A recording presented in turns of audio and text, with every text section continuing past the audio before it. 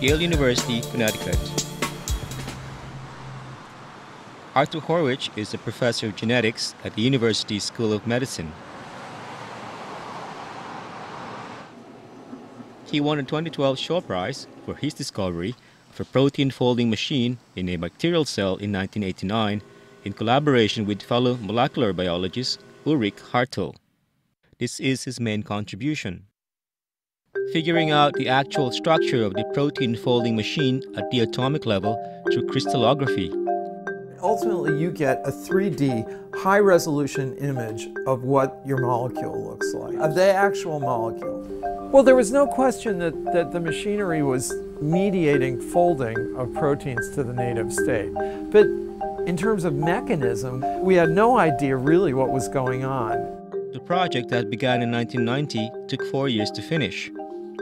That's a game changer. To go from having no idea how something works or what it really looks like to having atomic level resolution of exactly what it looks like, where all the working parts are, it's like suddenly you've opened the hood of the automobile and you can see the pistons to try to pick the machine apart and figure out exactly how it works. Horwich graduated valedictorian of his class in medical school at Brown University in 1975. Then he interned as a pediatric resident at Yale New Haven Hospital University until 1978. Midway through his training, Horwich was fascinated by a laboratory experiment into a gene of a virus that could turn a normal cell cancerous.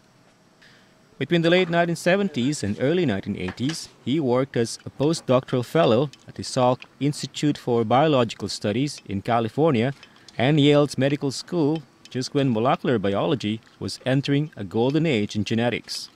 And I thought, my gosh, human genetics is going to explode. Molecular biology was coming into its own. The ability to clone genes, the ability to do biochemical experiments, for example, on a protein that you know is causing cancer in cells, was unbelievably exciting. This was our first crystal structure. You can see that it's 2 rings back to back. Now a polypeptide comes in and binds to that yellow surface. The lid will close, and that releases the polypeptide into the folding chamber where that blinking blue designates its folding. And ATP will now enter the opposite ring, and it sends a signal. So you see the folded protein will leave, but at the same time, the opposite ring becomes activated. Without a structure, you had no way to get the mechanism. It was just one revelation after the next. Oh my God, the whole chamber has switched its character. It's gone from a hydrophobic character that's involved with capturing non-native proteins to an electrostatic character. And instead it's replaced by all this blue. So these are all watery surfaces that are facing the chamber, and this supports the protein fold on its own in an environment where it won't stick to the walls of the chamber and it will find its way to the proper folded state. So what are these GM3, GM4? I've known Art for 31 years. We've worked together on many projects. How would you describe Art as a scientist? Intense, passionate, very committed, full of ideas. So he's in the lab all the time. He works in his office actually very little. Most senior professors don't work that way. I think most of them spend the bulk of their time in their offices talking to their postdocs and students or writing papers, but not doing experiments for the most part. So you could think of me as a stunted postdoc. I never really completely grew up. We're on a wide shot, yes. Okay, so the question is, do we have hyperactive lysosomes? I love the idea of sort of running lab meeting in the lab where I'm talking to everybody continuously. And oh, Mom, we might have a bit of a problem. It's too big. Diagonal, dude. His wife, Martina, is an associate pediatrics and genetics professor, also at Yale. Dave, 19, is the youngest of the couple's 3 children. How did you two meet? In the lab. I was a postdoc, and someone you said weren't there's really... a really great guy down the hall, and he could hook you up with this really interesting project. So I'd actually They started. sent me down to Art's lab. And I took Martina down to see mice. So I thought, wow, this is really an interesting, wonderful woman. Aw. Now, do you want some water, Sweetie? I would love some water. I'm going to get you some water. I'd like to be married to a fellow scientist.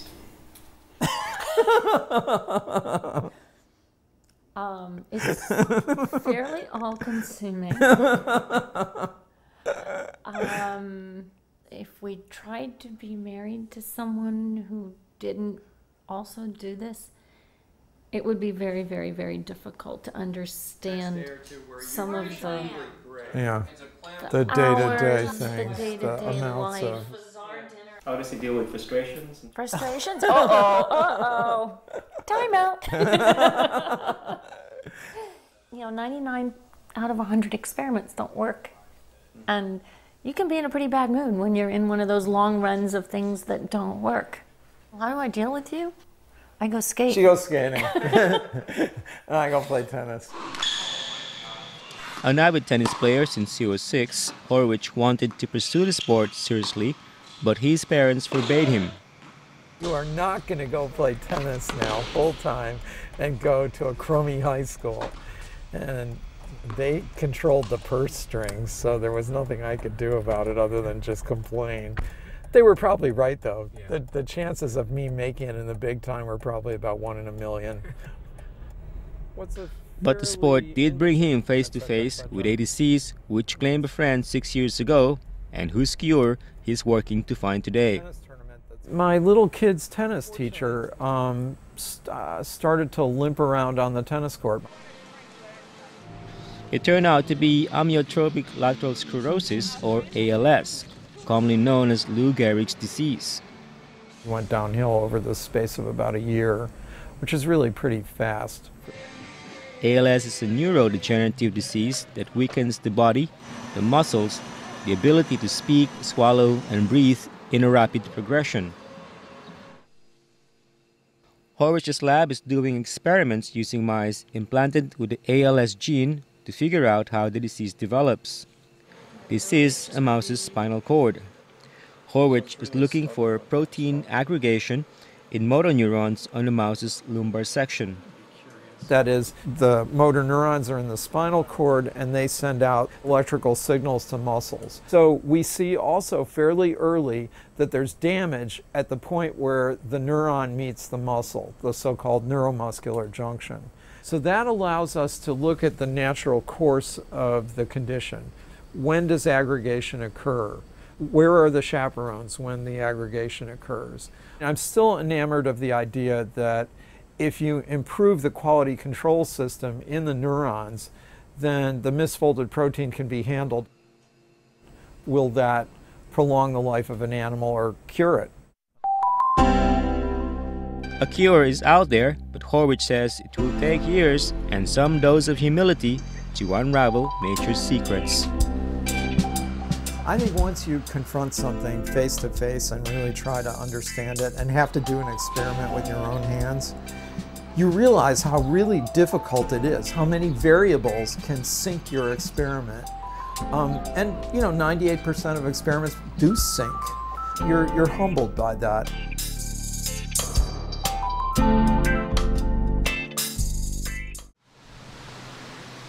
Dr. Ulrich Hartl became a director of the Max Planck Institute of Biochemistry in 1997. This is our cold room, where we have a lot of equipment for purifying the proteins.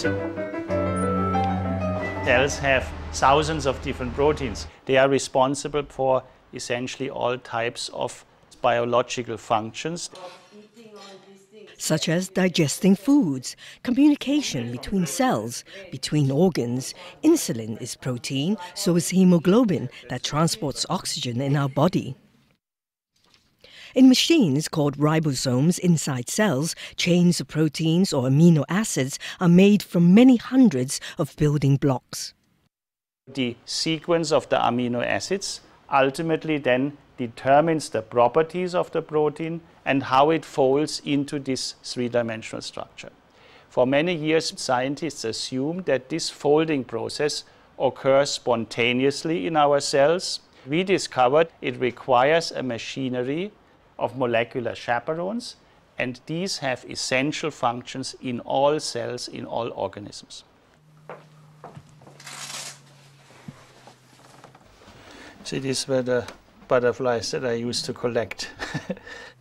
Born in Elsum, Germany, Ulrich Hartl grew up in the Black Forest, where he collected insects.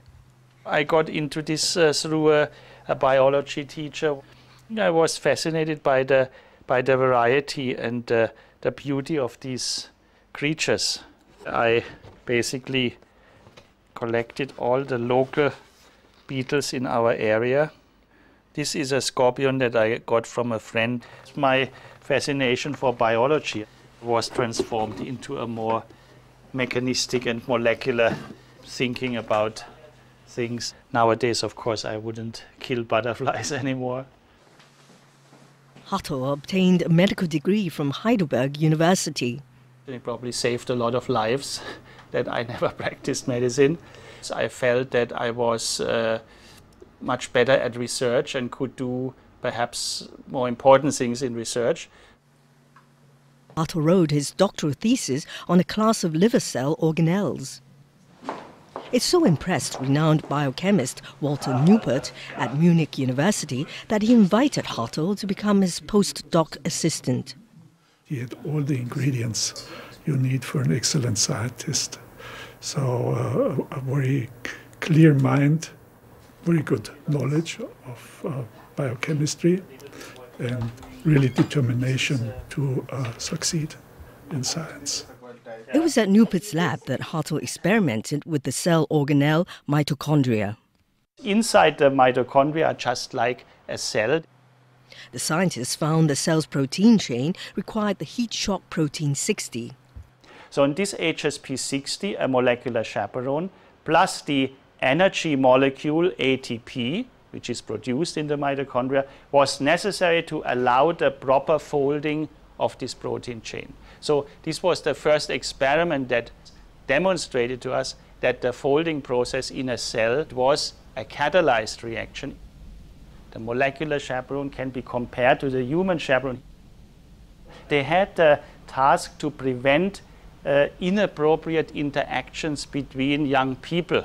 What the molecular chaperone is supposed to do is to prevent the clumping together of immature protein molecules. Well, looks okay. Thank you.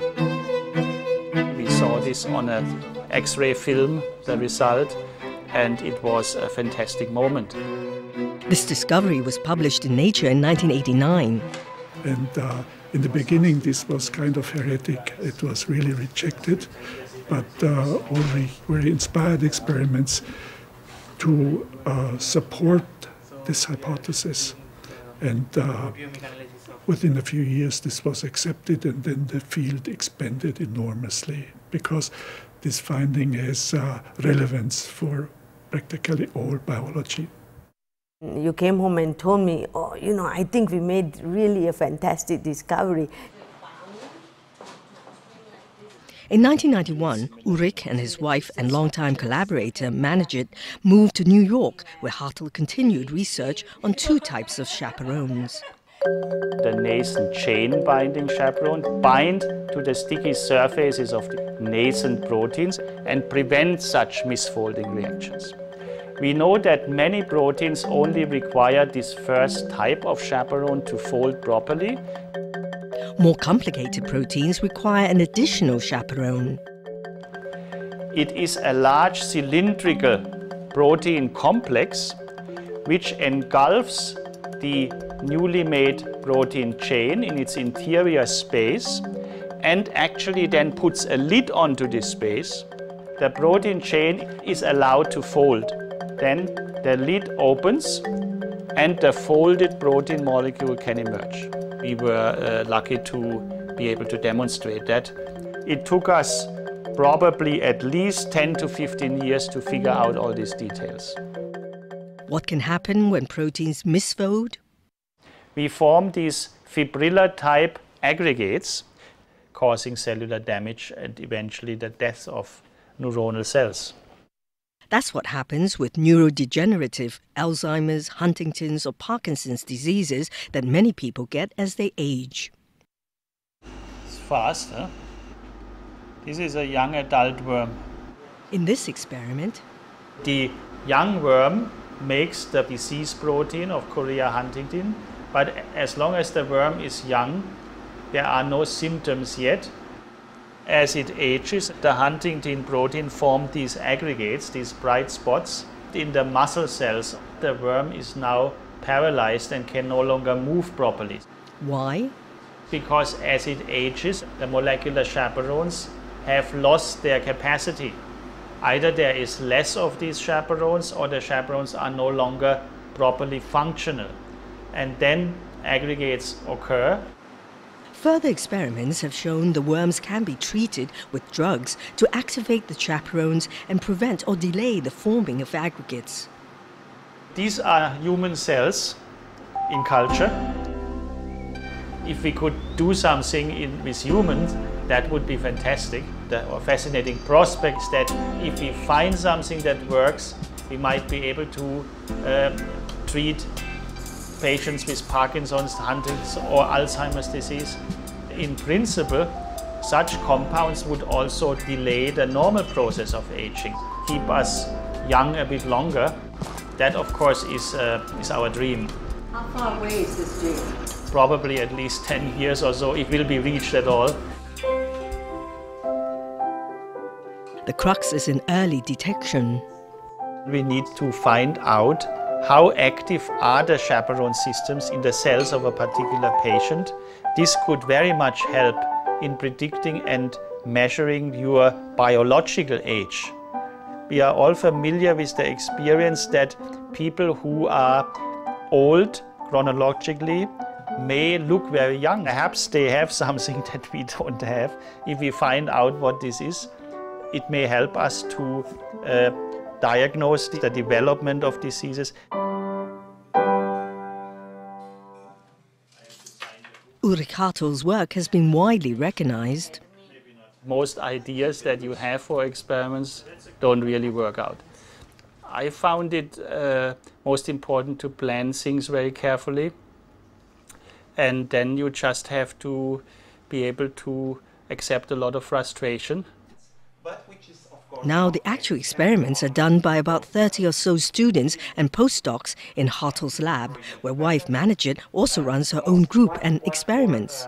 He's got an immense scope of understanding. He takes care of each and every problem here which we face. His discovery is very important. Having him as a mentor is a privilege. The amazing thing about Ulrich is that he's not afraid of a dogma. He's very inspiring. He's very dynamic, very spontaneous and quite patient. He's extremely intelligent, but at the same time really nice and approachable. He is like a big child, yeah, and full of energy all the time. She's just a wonderful person who takes care of so many things. Fantastic cook. Studying biophysics in Oxford University in 1986, Singapore-born Manijit went to a molecular biology summer school in Greece and met Ulrich at a dance. Love at first sight? I would say so. I can only speak for myself. Well, I suppose it's the same here. You know, most guys can't really dance, and I love dancing. And then I was sitting there and said, this guy can dance. Was helpful. Was helpful. Now I have to explain to you how you eat this Bavarian sausage. So you cut a piece like this. You don't eat the skin. It's not so easy, as you can see. She eats the poor man's version. This is the way he does is what rich people do, you know, the snobbish kind of people. It was mostly her wonderful smile. That was fascinating for me. Other than that, I mean, it was clear that she was a very intelligent young woman. And interested in her profession, and we had a lot in common. Well, I immediately recognized that he was very quick, very intelligent. That was important for a relationship. If you feel that you can respect someone, that they had that sort of equivalent or more intelligent, shall I say? That would be very hard. So I'll show you our little wine collection. 800 bottles or so. The couple shares interests such as fine wines. In Scotland, when I was doing my PhD, we were making our own wine. We lived in a wine growing area, so I was brought up with it. My father in particular was interested in wine. His father was an electrical engineer. His mum was trained as a domestic science teacher. Ulrich and Manijit's interest in golf came from her family. When we visited Singapore, we have had many wonderful vacations together playing golf. Ulrich and Manijit were married in Singapore and in Germany. Just when Ulrich began his mitochondria experiments. He would come home and explain everything to me. If he was not sure about something, I said, go with it, don't just give up. The discussion, I think, made him feel, more confident. You have to be very careful. You don't want to put something out that is turning out to be incorrect. It would be against the whole concept of science. Ulrich is 55. I can still expect at least to be in my present position until the age of 68 or 70. As we get older, we should also be able to maybe teach the younger generation what we have accomplished and give them that opportunity. Helping them to become, their own independent scientists.